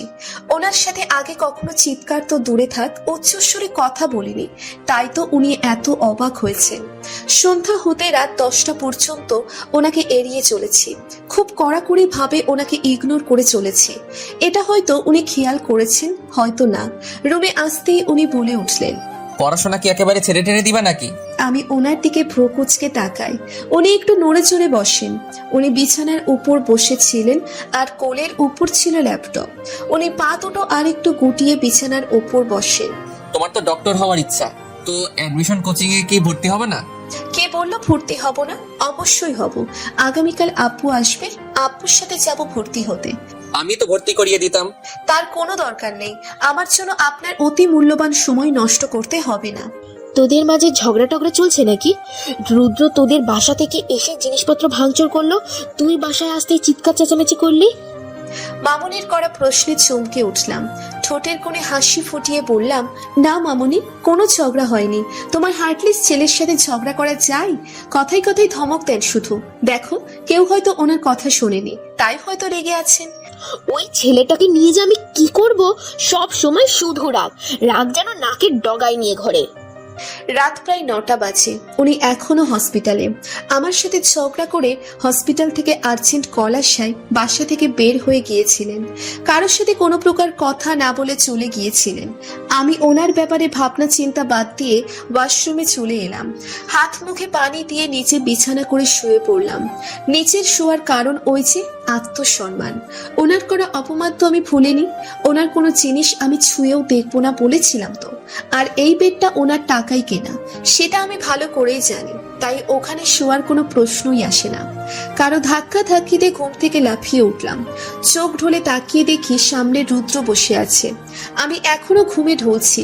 ঘুম ছড়ানো কণ্ঠে বললাম, কি হয়েছে? কি সমস্যা আপনার? আমাকে কি আপনি শান্তিতে ঘুমোতেও দেবেন না? আমার শান্তি কি আপনার সহ্য হয় না, নাকি পণ করে নিয়েছেন? এই রিয়া নামক মেয়েটির সব শান্তি আমি হারাম করে দিব। তোমার ফালতু কথা বন্ধ করো। সব সময় আজে বাজে কথা। আমার প্রশ্ন করা উচিত, কি সমস্যা তোমার? নিচে ঘুমিয়েছো কেন? এত বড় বিছানা পড়ে থাকতে নিচে কেন ঘুমিয়েছো? নাকি নিচে ঘুমিয়ে অসুস্থ হয়ে সবাইকে বলতে চাও আমি তোমার উপর অত্যাচার করি? তোমাকে ফ্লোরে ঘুমাতে দেই, যাও উপরে গিয়ে ঘুমাও। একদম না, আমি আপনার বিছানায় কিছুতেই ঘুমাবো না। আমি কথা দিয়ে কথার খেলাপ করি না। আমি বলেছিলাম না আপনার জিনিস শুভ না, তাই আপনার বিছানায় আমি ঘুমাবো না। কথাগুলো বলেই ধপাস করে শুয়ে পড়লাম। প্রচুর ঘুম পাচ্ছে, চোখ খুলে রাখা দায়। উনি কিছু একটা ভাবছেন। আচমকা আমার হাত দুটো নিচের হাতের মুঠোয় পুড়ে নিলেন। তারপর রিনরিনে কণ্ঠে বললেন, ওই দিনের ঘটনার জন্য আমি সরি। তোমার সাথে খারাপ ব্যবহার করার কোনো ইন্টেনশন আমার ছিল না। তুমি তো জানোই অন্য কেউ আমার জিনিস ধরুক সেটা আমার পছন্দ না। হসপিটালে একটা বিষয় নিয়ে ঝামেলা হচ্ছিল, তাই আগে থেকেই রেগেছিলাম। ঝামেলাটা সিনিয়রদের সাথে হওয়ায় তাদের কিছু বলতে পারছিলাম না। রাগ প্রকাশ না করতে পারায় রাগ বেড়েই চলেছিল। তার মাঝে তোমার হাতে আমার ফোনটা দেখে রাগ হয়। সবটা রাগই তোমার উপর উগরে দেই, সরি। ওনার আর কোনো কথা আমার কর্ণকুহরে পৌঁছলো না। আমার চোখের পাতায় ভর করলো ঘুম। মুহূর্তের মাঝে ঘুমে তলিয়ে গেলাম। আরে আরে, কই যান আপনারা? একটা লাইক দিয়ে যান। এত কিপটামি করেন কেন? একটা লাইকই তো দিবেন। প্লিজ প্লিজ প্লিজ একটা লাইক দিয়ে যান। সকালে ঘুম থেকে উঠে নিজেকে বিছানায় আবিষ্কার করি। আমার আর বুঝতে বাকি থাকে না উনিই আমাকে বিছানায় নিয়ে এসেছেন। আমি একটা তপ্ত শ্বাস ছাড়লাম। এত সহজে তো আমি ওনাকে ক্ষমা করব না। একদমই না। জ্বালিয়ে পুড়িয়ে ছাই করে দিয়ে ক্ষমা করব। বিছানার এক পাশটা খালি। ঘড়ির কাঁটায় ঠিক ঠিক 6:30। এই সময় ওনাকে বিছানায় পাওয়া ভাগ্যের ব্যাপার। উনি তো সেই 5:30টায় ঘুম থেকে ওঠেন। এখন হয়তো উনি এক্সারসাইজ করছেন। আমি হাত দিয়ে এলোমেলো হয়ে পড়ে থাকা চুলগুলো খোপা করে নিলাম। পা বাড়ালাম ওয়াশরুমের দিকে। ফ্রেশ হয়ে সোজা কিচেনে চলে এলাম। এক মগ কফি করে রুমে চলে এলাম। মামুনি হয়তো এখনো ঘুম থেকে ওঠেনি। ইয়ারফোন কানে গুঁজে দিয়ে ব্যালকনিতে চলে এলাম।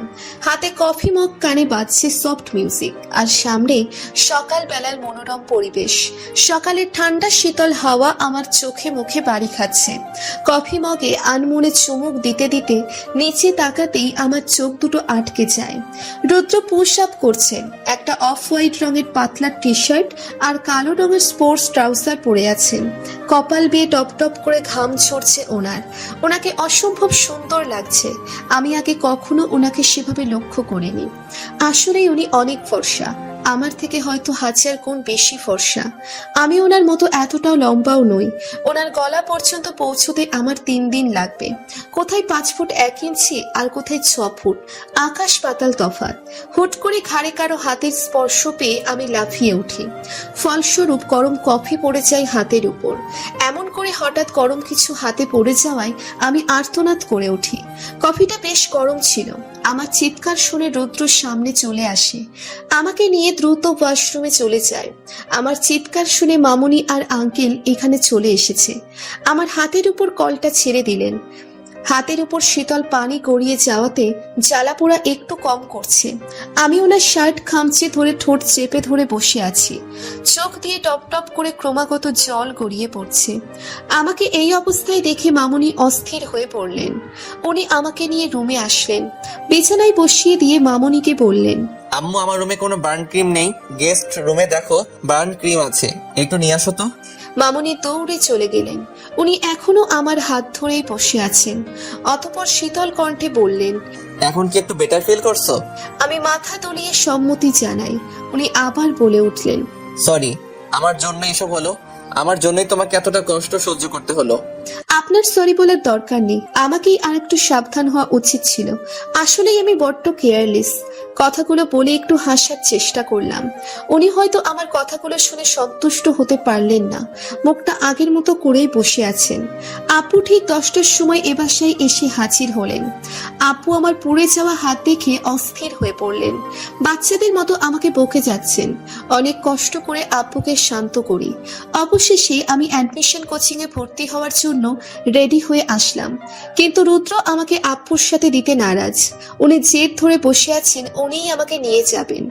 আপু ওনার জেদের কাছে হার মানলেন। আপু চলে গেলেন। যাওয়ার আগে আমাকে বলে গেলেন, বলেছিলাম না, মানুষ একবারই ভুল করে বারবার না। রুদ্র তোর জন্য বেস্ট। আপুর কথার কোনো প্রতি উত্তর করলাম না, নীরব রইলাম। অতঃপর রুমে চলে এলাম। একটু পর উনিও রুমে আসলেন। দেখুন, আপুকে পাঠিয়ে দিলেও আমি আপনার সাথে কিছুতেই যাব না। আপনার টাকায় আমি কিছুতেই ভর্তি হব না। তুমি কেন ওই দিনের কথাটা নিয়ে এখনো পড়ে আছো? সরি বললাম তো অনেকবার। পুরো বিষয়টা তোমার কাছে এক্সপ্লেনও তো করলাম। আমার টাকায় ভর্তি হবে না তো তোমার বাবার টাকায় ভর্তি হবা? বিয়ের পরেও নিজের বাবার কাছ থেকে টাকা নিতে লজ্জা করবে না? আমার একটা মান সম্মান আছে।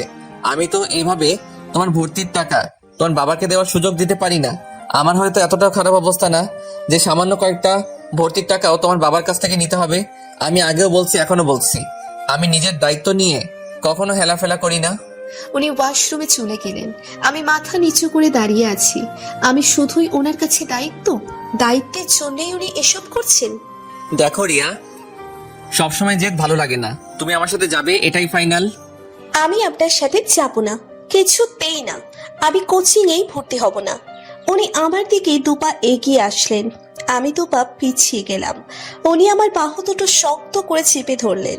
দাঁতে দাঁত চেপে বললেন, এই মেয়ে, তোমার এত কিসের জেদ? পুচকি একটা মেয়ে। তুই জানো আমি কখনো কাউকে সরি বলি নাই। আর তোমাকে এখনো পর্যন্ত কতবার সরি বলেছি তার হিসেব নেই। তুমি জেদি হয়ে থাকো, তাহলে আমিও জেদি।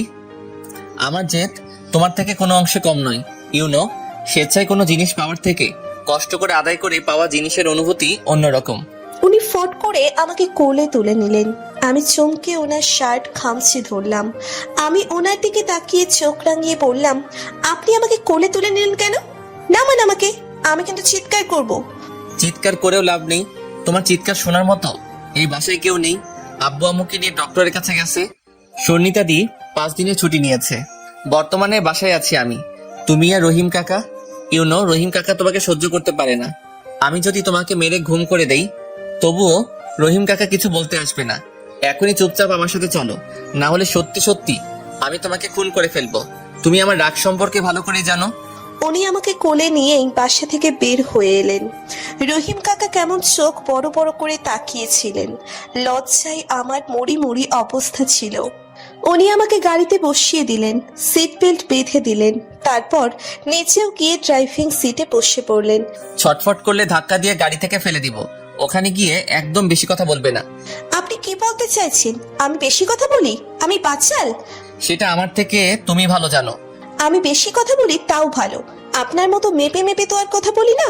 আপনি হার্টের ডক্টর হলেও আপনার হার্ট নেই ডাক্তারবাবু। ওই একদম আমাকে ডাক্তারবাবু ডাকবে না। ডাক্তারবাবু নামটা শুনলেই চোখের সামনে 60 বছরের বৃদ্ধ ডক্টর ভেসে ওঠে। আমি শয়তানি হাসি দিয়ে বললাম, আজকে থেকে তো আমি আপনাকে ডাক্তারবাবুই ডাকবো। প্রত্যেক লাইনে 2 বার করে ডাক্তারবাবু ডাকবো, বুঝতে পেরেছেন ডাক্তারবাবু? উনি আমার দিকে তাকিয়ে বিরক্তির নিঃশ্বাস ছাড়লেন।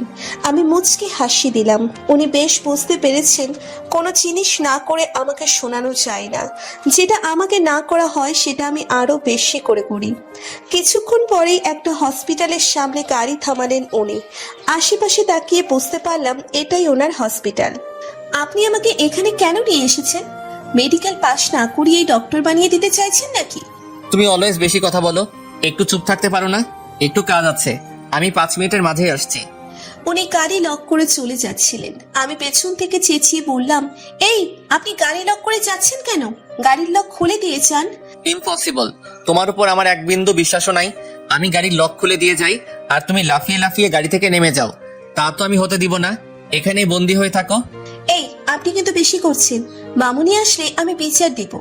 উনি আমার কথা না শুনে চলে গেলেন। 5 মিনিটের জায়গায় 10 মিনিট হয়ে গেল, কিন্তু ওনার আসার খবর নেই। বিরক্ত লাগছে। আমার ফোনটাও সাথে নেই, না হলে ফোন টিপে সময় পার করতাম। ওনার ফোনটা এখানেই পড়ে আছে, কিন্তু আমি তো ধরবো না। কিছুক্ষণ আগেই উনি আমাকে কোচিং এ ভর্তি করে বাসায় নামিয়ে দিয়ে হসপিটালে গেছেন। সারা বাড়ি জুড়ে আমি একলা। রহিম কাকাও একটু আগে বাজারে গেছে। রহিম কাকা আমাকে সহ্য করতে পারে না। বিষয়টা তেমন না। রহিম কাকার সাথে আমার একটু পরপর ঝগড়া লাগে, কারণ ছাড়াও ঝগড়া করি। মামুনি আর আঙ্কেল আসতে অনেক দেরি। রাত 1টা বাজে। হুট করেই ঘুমটা ভেঙে গেল। আমার ঘুম একবার ভেঙে গেলে সহজে আসে না। কতক্ষণ রুম জুড়ে পায়চারি করলাম, তবুও ঘুম আসছে না। আর এদিকে উনি আহম্বকের মতো ঘুমুচ্ছেন। আমি আস্তে আস্তে রুমের দরজাটা খুললাম। যেই রুম থেকে বের হতে যাব, ওনার কথা শুনে দাঁড়িয়ে পড়লাম। এই তুমি এত রাতে কোথায় যাচ্ছ? নিজেকে চোর মনে হচ্ছে। চুরি করে ধরা পড়লে মানুষের অবস্থা যেমন হয়, আমার অবস্থাও ঠিক তেমন। আমি পিছনে ঘুরে একটা শুকনো হাসি দিয়ে বললাম, এই তো রাস্তায় হাঁটতে যাচ্ছি। কথাটা বলেই চিহুপায় কামড় দিলাম। ভুল মানুষের সামনে ভুল কথা বলে ফেলেছি। Are you mad? এত রাতে তুমি একা রাস্তায় হাঁটতে যাচ্ছ? তোমার কমন সেন্স নেই? আমি কি করব? ঘুম আসছিল না তো। আগে ঘুম না আসলে আপু আর ভাইয়ের সাথে হাঁটতে যেতাম।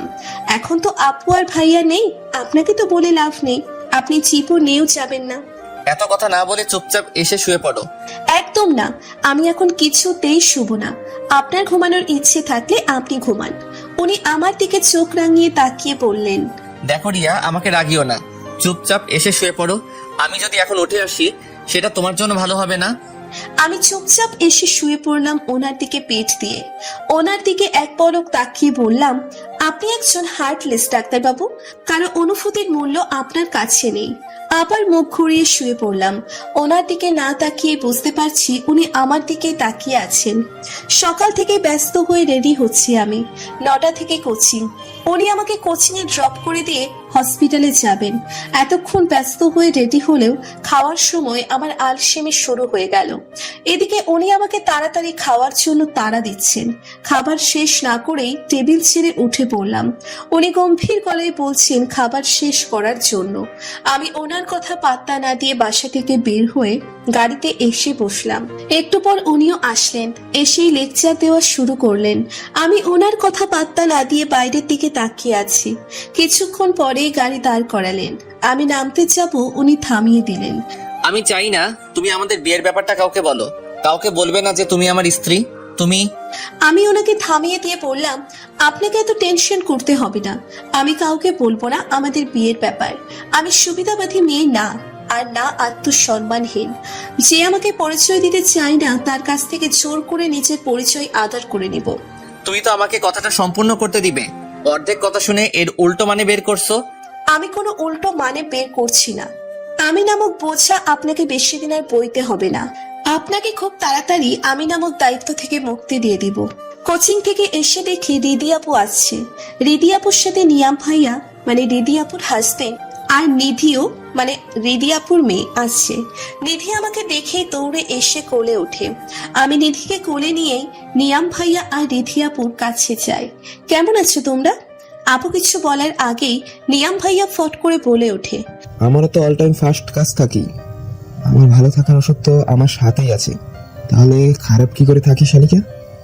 তুমি তো এখন রুদ্র মানে আমার একমাত্র শালার বউ, তোমাকে এখন আমি কি ডাকবো? রিদি আপু নিয়াম ভাইয়াকে থামিয়ে দিয়ে বলে, তুমি চুপ করবে? মেয়েটা মাত্রই বাসায় আসছে আর তুমি তোমার প্রশ্নের ঝুড়ি খুলে বসেছো। রিয়া, তুই আগে ফ্রেশ হয়ে নে, তারপর তোর সাথে আড্ডা দিব।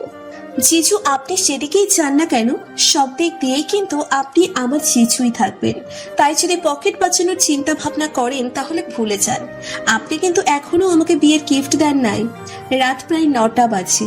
আমি রুদ্র, রিদি আপু আর নিয়াম ভাইয়া ডিনার করতে বসেছি। মামুনি আর আঙ্কেল অনেক আগেই ডিনার সেরে ফেলেছে। আমরা এতক্ষণ রুদ্রের জন্য অপেক্ষা করছিলাম।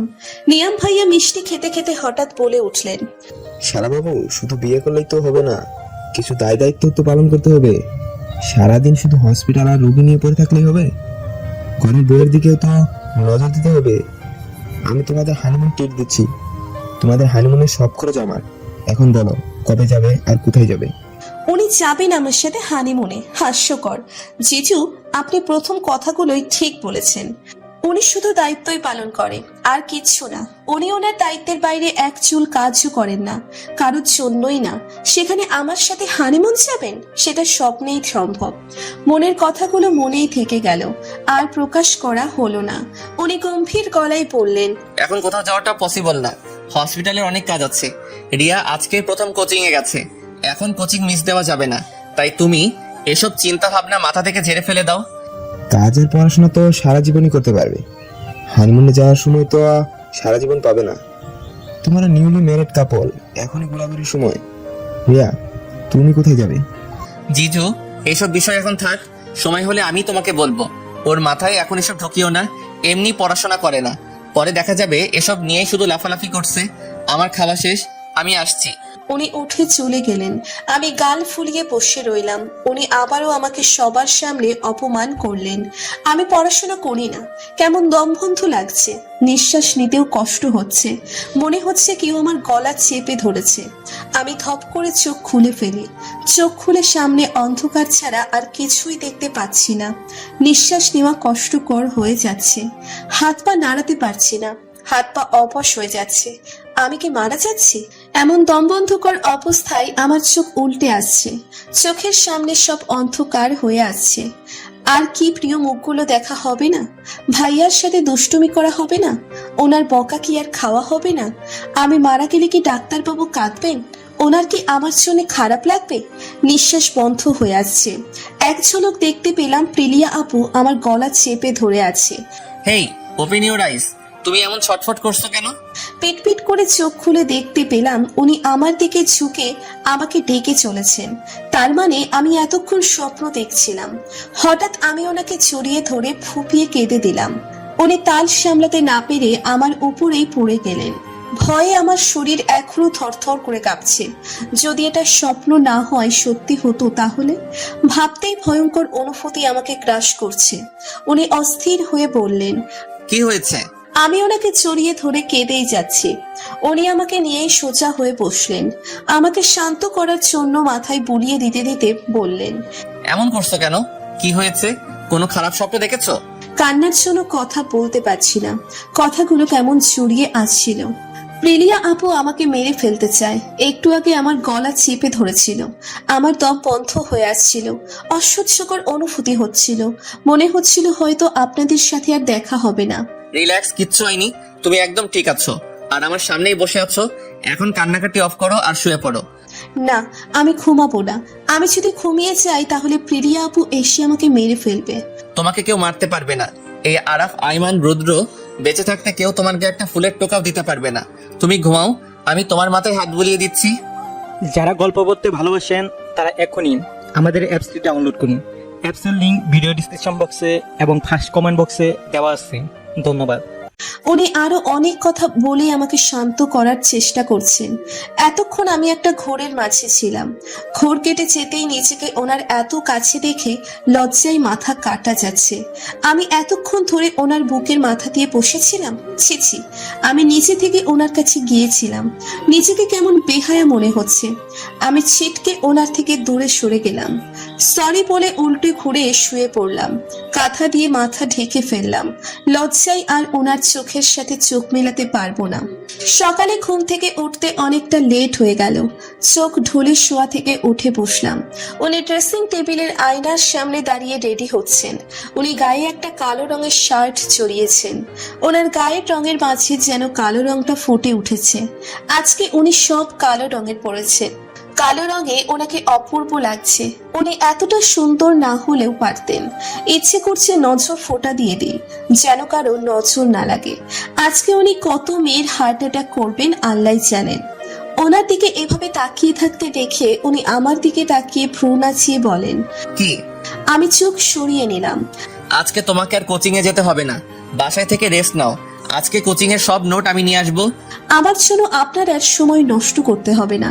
এত কেয়ার করার দরকার নেই, পরে ব্যাড হ্যাবিট হয়ে যাবে। আপনার উপর নির্ভরশীল হয়ে যাবে। আমি কারো উপর নির্ভরশীল হয়ে বাঁচতে চাই না। এমনিতেই কিছুদিন পরে চলে যাব। এখন আর কোনো খারাপ অভ্যেস করতে চাই না। আমি নিজের যত্ন নিজেই নিতে পারবো। আপনাকে টেনশন করতে হবে না। উনি আমার হাত চেপে ধরে বলেন, তুমি কিছুদিন পরে চলে যাবে মানে কি? আপনি হয়তো ভুলে গেছেন আমার এখানে কিছুদিন থাকারই কথা। ওনার কাছ থেকে নিজের হাতটা ছাড়িয়ে ওয়াশরুমে চলে গেলাম। সবার সাথে দেখা হয়ে এখানে অনেক ভালো লাগছে। আমার ফ্রেন্ডরা সবাই ভর্তি হয়েছে। এখন আর একলা একলা লাগে না। কোচিং থেকে বের হতে বিহানকে দেখতে পাই। বিহানকে দেখেও না দেখার ভান করে চলে যেতে নিলেই বিহান আমাকে ডেকে ওঠে। রিয়া, একটু দাঁড়াও, তোমার সাথে আমার কথা আছে। আমি দাঁড়াতেই কেউ একজন টেনে আমাকে গাড়িতে তুলে নিল। আমি চমকে তাকাই। আমার অবস্থান এখন রৌদ্রের কোলে। আমি ছট করে ওনার কোল থেকে নেমে পাশের সিটে বসে পড়লাম। তারপর রাগী গলায় বললাম, কি সমস্যা আপনার? এভাবে কেউ টেনে গাড়িতে তোলে? প্রাক্তনের সাথে কথা বলতে পারোনি দেখে খারাপ লাগছে? লাগলে আপনার কি? উনি হুট করে গাড়ি দাঁড় করিয়ে আমাকে সিটের সাথে চেপে ধরে চোখ রাঙিয়ে বললেন, আমাকে রাগিও না। তুমি আমাকে যতটা ভালো মানুষ মনে করো আমি ততটা ভালো মানুষ নই। আমি নিজের জিনিস নিয়ে কতটা পজিটিভ তার সম্পর্কে তোমার কোনো ধারণাও নেই। আমি ওনার রাগকে পাত্তা না দিয়ে বললাম, আপনি কি জেলাস? উনি ফট করেই আমাকে ছেড়ে দিলেন। ওনাকে দেখেই বোঝা যাচ্ছে উনি আমার করা প্রশ্নে বেশ অপ্রস্তুত হয়ে পড়েছেন। উনি ঠিকঠাক হয়ে নিচের সিটে বসে পড়লেন। গাড়ি স্টার্ট দিতে দিতে বললেন, আমি কেন জেলাস হতে যাব? তোমাকে জেলাস হওয়ার মতো সম্পর্ক আমাদের মাঝে নেই। You are my responsibility. তোমার ভালো মন্দ সবকিছু দেখার দায়িত্ব আমার। যে জিনিস থেকে তোমার ক্ষতি হতে পারে তার থেকে তোমাকে দূরে রাখাও আমার দায়িত্ব। দায়িত্ব শব্দটা শুনে আবার মনটা খারাপ হয়ে গেল। ওনার মুখে বারবার দায়িত্ব শব্দটা শুনে নিজেকে বোঝা মনে হয়। দম বন্ধ হয়ে আসে। কবে যে এই জীবনের সমাপ্তি ঘটবে, আমি প্রাণ খুলে নিঃশ্বাস নিতে পারবো। কারো কাছে শুধুমাত্র তার দায়িত্ব হয়ে পড়ে থাকতে হবে না। কারো মুখ থেকে আর দায়িত্ব শব্দটা শুনতে হবে না। একটা দীর্ঘশ্বাস ফেলে সিটে গা এলিয়ে দিলাম। রাত 9টা বাজে। উনি মাত্রই বাসায় ফিরলেন। আমি ওনার দিকে নজর না দিয়ে বইয়ের দিকে মনোযোগ দিলাম। আজকে কোচিং এ প্রচুর পড়া দিয়েছে। সব শেষ করতে করতে হয়তো রাত 12টা বেজে যাবে। উনি এসে ড্রেস নিয়ে ওয়াশরুমে চলে গেলেন। ফ্রেশ হয়ে এসে উনি ডিনার করতে চলে গেলেন। আমি সন্ধ্যার দিকে খেয়েছি। এখন আর খাবো না। এতক্ষণ ধরে পড়ছি, কিন্তু একটা পড়া কিছুতেই মাথায় ঢুকছে না। উনি ডিনার সেরে রুমে আসলেন। আমি ওনাকে পড়া বোঝানোর কথা বলবো নাকি বলবো না তা নিয়ে দ্বিধায় আছি। পড়া বোঝানোর কথা বললে উনি যদি রেগে যান, দ্বিধা দ্বন্দ্ব পাশে রাখে আমি ওনাকে আমতা আমতা করে ডাকলাম, এই যে শুনছেন? উনি চমকে ঘুরে আমার দিকে তাকালেন। আমি নিজেও চমকে গেলাম। আমি ওনাকে আগে কখনো এভাবে ডাকিনি। উনি কি রেগে গেলেন এভাবে ডাকায়? উনি ভ্রু কুঁচকে বললেন, আমার বউ হওয়ার চেষ্টা করছো নাকি? বউ বউ টাইপ ডাক দিচ্ছ? সরি, আমি এভাবে আপনাকে ডাকতে চাইনি। নিজের অজান্তেই মুখ ফসকে বের হয়ে গেছে। Again sorry. কেন ডেকেছো সেটা বলো। আমি ইতস্তত করে বললাম, আমাকে একটু এই পড়াটা বুঝিয়ে দিবেন? অনেকক্ষণ ধরে ট্রাই করছি, কিন্তু কিছুতেই বুঝতে পারছি না। এটা বলার জন্য এত আমতা আমতা কেন করছো? না মানে আপনি যদি রাগ করেন তাই আর কি। আমি কি সবসময় তোমার সাথে রাগারাগি করি? না, আসলে আপনি মাত্রই হসপিটাল থেকে আসছেন, সারাদিন অনেক কাজ করছেন, নিশ্চয়ই এখন অনেক ক্লান্ত। আমি এই সময় আপনাকে পড়া বোঝানোর কথা বলছি, রেগে যাওয়ারই কথা। উনি কিছু না বলে পড়া বোঝানো শুরু করলেন। উনি এত সুন্দর করে বুঝিয়ে দিলেন যে চট করে বিষয়টা আমার মাথায় ঢুকে গেল। আমি ওনার দিকে তাকিয়ে হাসি মুখে বললাম, ধন্যবাদ।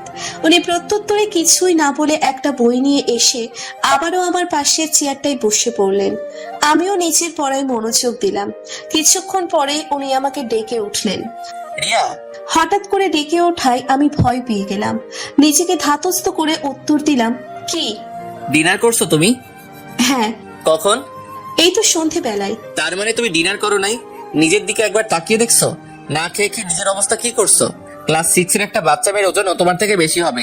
শরীরে হাড্ডি ছাড়া আর কিছুই তো দেখা যায় না। চলো এখনই খাবে। না, এখন খাওয়ার সময় নেই, এখনো প্রচুর পড়া বাকি। খেতে গেলে সময় নষ্ট হবে, পড়া না পারলে সবার সামনে অপমানিত হতে হবে। উনি কিছু না বলে উঠে চলে গেলেন। আমি আবার পড়ায় মনোযোগ দিলাম। মুখের সামনে এক লোকমা ভাত দেখে চমকে গেলাম। পাশে তাকাতেই দেখতে পেলাম ওনার হাতে এক প্লেট ভাত, আর উনিই আমার সামনে এক লোকমা ভাত ধরে রেখেছেন। ব্যাপারটা ঠিক হজম হচ্ছে না। উনি আমাকে খাইয়ে দিবেন? মনে হচ্ছে আমি স্বপ্ন টপ্ন দেখছি। এভাবে হ্যাবলার মতো তাকিয়ে আছো কেন? এখন দেরি হচ্ছে না? তাড়াতাড়ি খাবারটা খাও। আপনি আমাকে খাইয়ে দিবেন? সমস্যা কি? তুমি তো পড়ার জন্য খাওয়ার সময় পাচ্ছ না। শরীরে যা অবস্থা করছো, 2 দিন পর দেখা যাবে রাস্তাঘাটে অজ্ঞান হয়ে পড়ে রয়েছো। কিছু না করেও আমি অপরাধী হয়ে যাব। আমি আর কিছু না বলে খাওয়া শুরু করলাম। উনি খাওয়ানো শেষ করে চলে গেলেন। কিছুক্ষণ পর এসেই আমার বই অফ করে দিলেন। এই, আপনি বই কেন বন্ধ করে দিলেন? অনেক পড়েছো, আর পড়াশোনা করতে হবে না। রাত জেগে পড়াশোনা করা ভালো না। বাকি পড়া সকালে শেষ করবে। সকালে তো আমি ঘুম থেকে উঠতে পারি না। আমি ডেকে দিব, তুমি শুয়ে পড়ো। উনি ওনার কথা রেখেছেন। সকাল 5টায় টেনে আমাকে ঘুম থেকে তুলেছেন। ঘুম থেকে তুলেই পড়তে বসিয়ে দিয়েছেন। 1 ঘন্টার মতো পড়ার পরে উনি আমার হাতে কফি ধরিয়ে দিলেন। আমি কফি দেখে অবাক হয়ে গেলাম। আপনি এত সকালে কফি কোথায় পেলেন? মামুনি তো এত সকালে ঘুম থেকে ওঠেন না। আমি বানিয়েছি। আপনি কফিও বানাতে পারেন? জীবনে তো কোনোদিন কিচেনে পা রাখতেও দেখি নাই। শিখেছিলাম কারোর জন্য। আমি আগ্রহ নিয়ে বললাম, কার জন্য? অরির জন্য। আমি জানি অরিকে, তবুও ওনাকে জিজ্ঞেস করলাম, অরিকে কে হয় আপনার? উনি কফি মগ দুটো নিয়ে চলে গেলেন। আমি এবারও আশাহত হলাম। উনি এবারও এই বিষয়টা এড়িয়ে গেলেন। আর কিছুক্ষণ পড়াশোনা করে কোচিং এ যাওয়ার জন্য ড্রেসিং টেবিলের সামনে দাঁড়িয়ে হিজাব পড়ছিলাম। তখন ওনার কথা শুনে চমকে যায়। কোচিং এ যাবা আসবা, বাইরের কারোর সাথে যেন কথা বলতে না দেখি। একা একা আসার চেষ্টা একদম করবে না। এই বাসার ছাদটা আমার বরাবরই ভীষণ প্রিয়। ফুলে ফুলে ছাদ সজ্জিত। ছাদের মাঝখানে একটা দোলনা আছে, তবে আমার রেলিং এর উপর বসতেই ভালো লাগে। এই বাসার ছাদের রেলিংটা একটু বেশি উঁচু, যার জন্য লাফিয়ে বসতে হয়। আমি হাতের ফোনটা রেলিং এর উপর রেখে লাফিয়ে রেলিং এর উপর উঠে বসলাম। বেলে ফুলের ঘ্রাণ চারপাশটা মোমো করছে। সময়টা এখন গধূলি লগ্ন। সূর্য পশ্চিম দিকে হেলে পড়েছে। চারিদিকটা সূর্যের লাল আভা ছেয়ে গেছে। মাথার ওপর দিয়ে উড়ে যাচ্ছে ঝাঁকে ঝাঁকে পাখি। সবারই নিচের নীড়ে ফিরে যাওয়ার সময় হয়ে গেছে। শুধু সময় হয় না, আমার ডাক্তারবাবুর নিচের নীড়ে ফেরার। ফোনটা বাজছে। ফোনের শব্দ বিরক্ত লাগছে। এই শান্ত পরিবেশে এই শব্দটা অসহ্যকর এক অনুভূতি দিচ্ছে। আম্মুর ফোন দেখে চটপট ফোনটা রিসিভ করে ফেললাম। আসসালামু আলাইকুম। ওয়ালাইকুম আসসালাম। কেমন আছো আম্মু? আমি ভালো আছি, তুই কেমন আছিস? রুদ্রের সাথে সব ঠিকঠাক আছে তো? আম্মু, আমি একদম ঠিক আছি, আর ওনার সাথেও সব ঠিকঠাক আছে। বিহান তো প্রিলিয়ার সাথে বিয়েটা ভেঙে দিয়েছে, শুনেছিস কথাটা? কথাটা শুনিনি, তবে আমি তো জানতাম এই বিয়েটা হবার নয়। একসময় না একসময় এই বিয়েটা ভাঙবে। আম্মু আতকে উঠে বলে, তুই এটা আগে থেকে কি করে জানতি?